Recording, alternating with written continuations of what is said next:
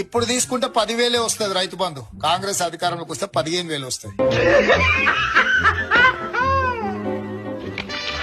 చదువుకునే ప్రతి యువ విద్యార్థినికి ఎలక్ట్రిక్ స్కూటీ ఉచితంగా ఇచ్చి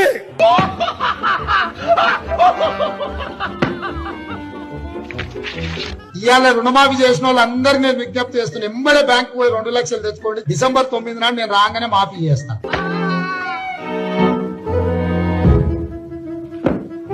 ఇప్పుడు పెన్షన్ తీసుకుంటే 2,000 వస్తుంది. కానీ ఒక్క నెల వాయిదా పడ్డదంటే వచ్చే నెల మేము 4,000 ఇస్తాం.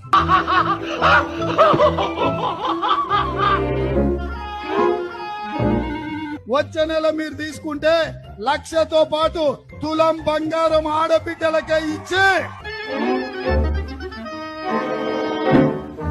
ఆడబిడ్డల ఖాతాలో 2,500 రూపాయలు ఆడబిడ్డల ఖాతాలో వేయాలని